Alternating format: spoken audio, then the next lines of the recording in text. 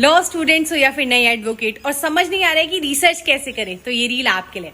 देखो, सबसे पहले तो ना आपको टॉपिक समझना होगा कि बात किस बारे में हो रही है, किस लॉ के बारे में हो रही है, किस राइट के बारे में हो रही है। एग्जाम्पल के तौर पर राइट टू प्राइवेसी का इंडिया में क्या स्कोप है। अब टॉपिक समझ गए ना तो चीजें सर्च भी आराम से कर लोगे। दूसरी चीज, आपको ना एकदम से ही जजमेंट नहीं ढूंढने लगने कि लग गए जजमेंट्स ढूंढने, आपको थोड़ा बैकग्राउंड समझना होगा। वो आप समझ सकते हो कमेंट्री से, टेक्स्ट बुक से, अपने खुद के नोट से। यानी कि आपको थ्योरी समझनी होगी। जब समझ गए तो आएगा रियल काम, और वो है रिसर्च टूल्स का इस्तेमाल करना। अब चाहे वो SEC ऑनलाइन हो, मनुपात्रा हो, कोर्ट्स की वेबसाइट्स हो, इंडियन कानून हो, केस माइन हो।